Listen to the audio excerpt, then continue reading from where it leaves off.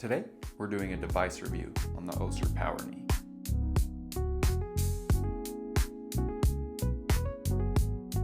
The Ossur Power Knee came onto the market, 20, 30 years ago, and it really was, to my knowledge, I think the first power device that was, on the market, and I'm not sure how long it took to get reimbursable or anything back then, but I am pretty confident that it was the first power device on the market.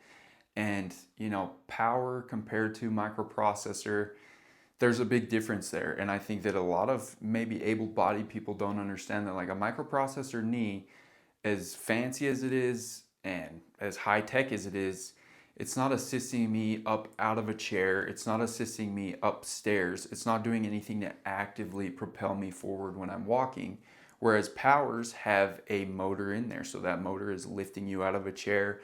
It's swinging the knee forward for you and doing a lot more work for you. When the Ossur Power Knee first came out, it was heavy for sure. It was definitely loud and probably not like the smoothest, most intuitive thing.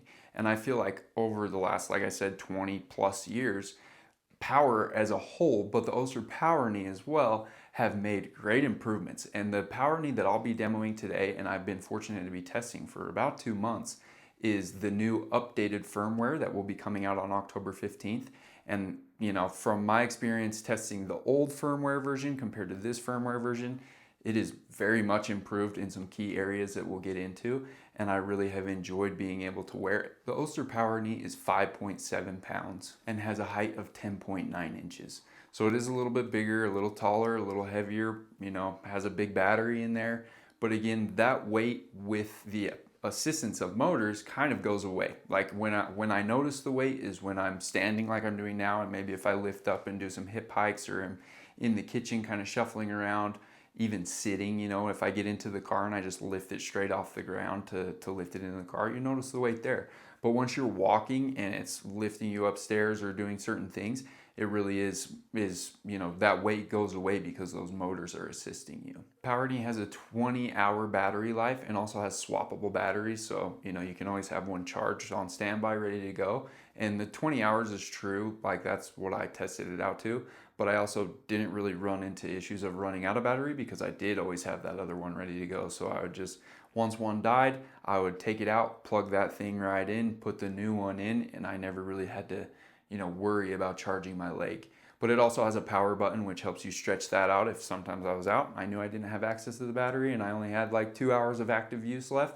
Okay, I'll turn it off while I'm sitting in the car, and then that way I know when I get to where I'm going and actually need to walk around, I can turn it on and I've got those 2 hours to use when I actually need to use them. Power Knee is IP54 water rated, so it is dust proof, splash proof. You can get it somewhat wet. Again, I don't mess with that really as much as I can. Doesn't matter if the knee is IP1000. I'm still I'm pretty conscious of it. But this one you can, get a little bit of splash on, get dust in it. It's not something you necessarily need to worry about, but I wouldn't submerge it, obviously. It's not rated for that. Some details about the updated firmware that are worth noting is first and foremost the new synchronous control. So that basically is taking the old way that the knee was functioning, basically its operating system, right? And how I as the user get it to do certain things.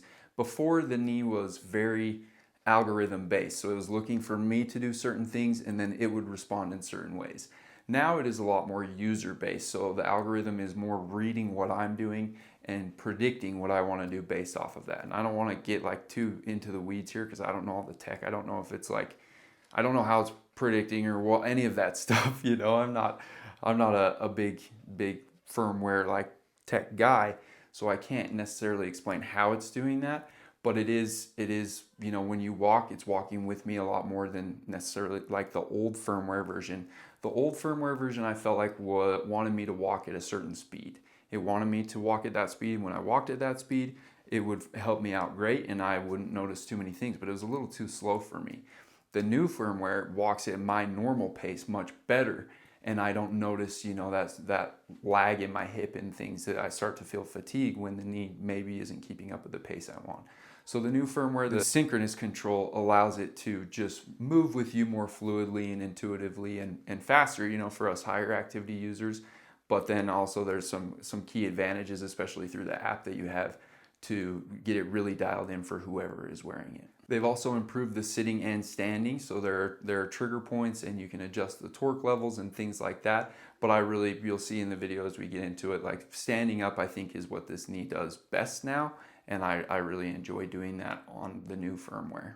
It also has an updated stumble recovery, which honestly I haven't noticed a major difference there, but I haven't been intentionally stumbling enough to really test it out. I should probably do that a little bit more.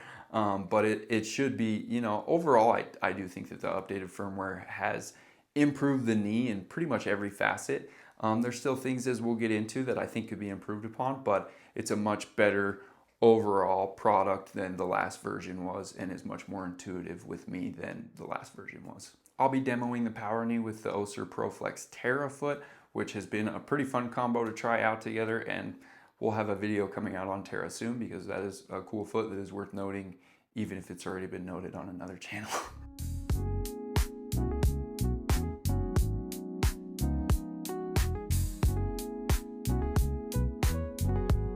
So here we've got our knee, and let's just pretend we're running out of battery. So we'll flip it around here. You can see you've got the battery indicator right there. We're good right now, but you've also got the power button here. So the power button, you just want to press and hold. You get the audible tone that it's off, and then there's this little flip tab, and you just flip that up, and then it's a little clip. Pull it out, battery's out. And then you just grab the new battery. You see this one's fully charged. Hold that up. Make sure you get the click, and make sure you hold the tab up, because I have put it in while the leg's on and the tab got caught because I slid it in such as this, and then it powered up for me for a second, but then the battery wasn't locked in, so it would bounce out and it would turn off.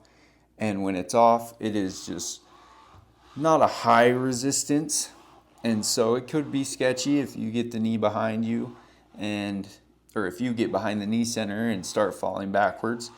So that was a little bit nerve-wracking. Took me a second to figure out that the little cover was clipped in there, so make sure that that's up when you're putting it in. Just get that loud audible click, and then the cover slides into that nicely. And so now it's back in, ready to go. And then you just hold down the power button.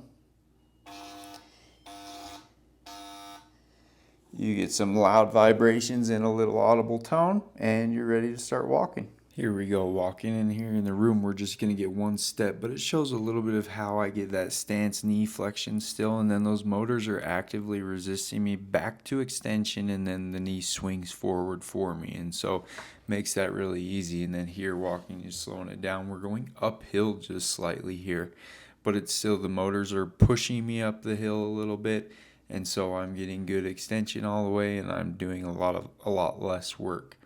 Now I'm showing just how it resists when you're weighting it, so you can really sink into that thing and push, and as long as you're pushing into it, it's weighted and resisting you. It just doesn't assist you back up here, which I would like to see, like those motors engage there and extend out. Now we're on a sit to stand, and I have a lot of examples here because as I do it more and more, I get a little bit better and start relying on the motors more to lift me up, use my hands a little bit less. And that's really the benefit of having a power knee, is that this knee is lifting me out of the chair, and it takes a little time to get used to it and to allow it to do that for you. But I think it does this really well. And on the right here, I'm coming from a lower seated position, so that's harder. So these beginning ones, I slam into extension and push my hips out. But as I do it more and more, I get a little bit better, and it gets a little bit more controlled, which again is where I'm actually benefiting from those motors, and it's lifting me up. And then here at the end, I'm starting to get a little bit more confident, and if you watch my sound limb, I'm standing up without trying to have it on the ground, so I can really show these motors are lifting me. I would never stand up this way, but those motors are doing a lot to lift me up. Those shuffle steps, maybe somebody that's a little bit of a low activity user and is concerned with like, how is this power going to work for me? This is where I think you can show it. It's like, not all of us are taking big, long, huge strides. And there aren't a lot of knees that really break it down and can do these little shuffle steps. There are more and more coming for sure, again, especially with the K2 law getting passed. But this just shows how beneficial this knee could be, like shuffling around in the kitchen or in the garden and things like that. And, really could benefit somebody that just needed that type of use. And that's another big benefit of it. And now another benefit I started doing of using this knee, like with the resistance that it has, is what I've called hezi steps. And so it's just a step where, like, maybe I'm walking in a crowd and I hesitate and I need to pivot. And because it's actively resisting me when I am stepping on it, I can pivot like that and get out of the way. And there were actually a couple times I was going to run into somebody walking into the university, and this is what I used to avoid it. And it was nice to not like have to jump and skip and do all that I could to not run into the back of somebody that stopped in front of me. And so I really liked that feature and started to use it more and more. And I wonder, if I had this leg for a longer time, how would I, start to benefit from it in other ways that I haven't really thought of, because I haven't had that type of technology available yet. Declines, and I like the having power, but you can see this is a slide incline, and I wish that I could just yield the motors ever just a little bit here. But once I started yielding those motors, then it really wants you to engage it a long time, like I am on this more steep of an incline, and ride those motors. And so it's really nice there riding those motors all of the way. But on those little bit more shallow inclines, I wish that I could just get a little bit of yielding without having to yield it a long time. But then on ramp ascent here, same type of thing. Like, it's really nice. It extends up for you, but you'll see in a second as I start doing this steep hill, which this right here is awesome, and really a testament to TerraFoot and Power Knee, of like feeling really confident coming down this steep of an incline and really riding that motor the whole way. But again, I'm back to inclines and ascent here, which you'll see in a second. It's just, I wish that the knee would land in a more biomechanically natural state so that it was flexed and I could actually get the benefit of those motors, rather than here it's helping me, but it's just helping by swinging the knee up. And as I get to these steeper spots, it gets really difficult for me.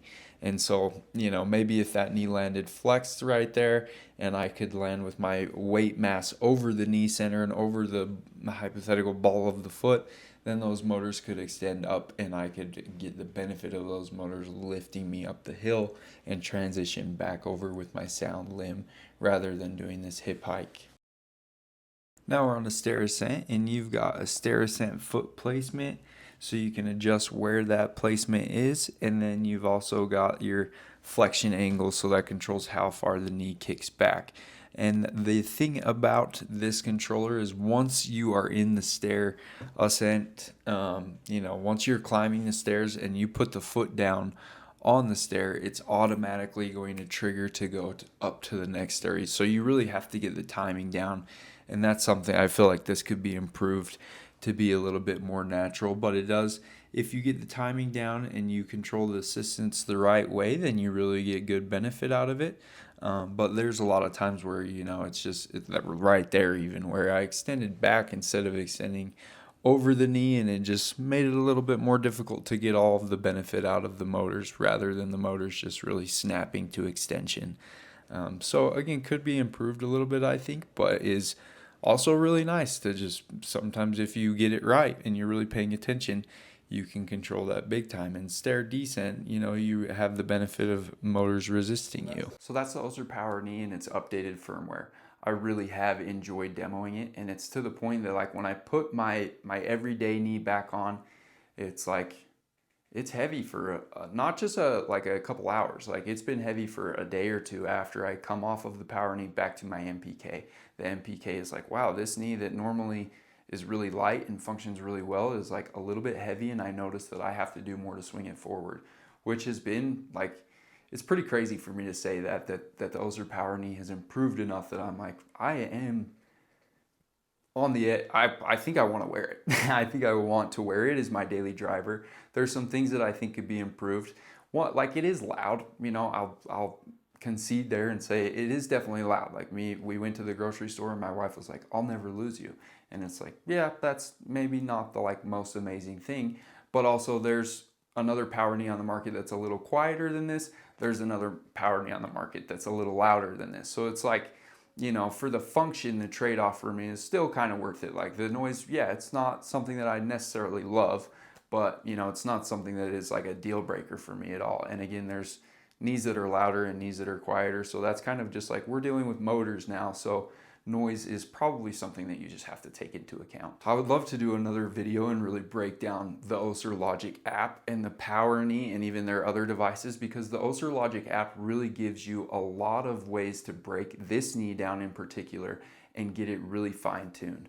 When you're doing things like sit to stand, you can change the ramp of that power assistance. So if you wanted to start a little bit softer and then ramp up as you get further out of the chair, it could do that. Or if you wanted to start with more assistance at the beginning and then as you get to the top you wanted to slow down, you can do that too. It also has ways to adjust how fast the foot swings out in front of you going downstairs or down ramps, which will help with, like, I was having some issues with toe scuffing going down ramps in the beginning, and I played with that parameter a little bit and it cleared that up. Another key parameter that is in the Ossur Logic app is the toe off trigger point.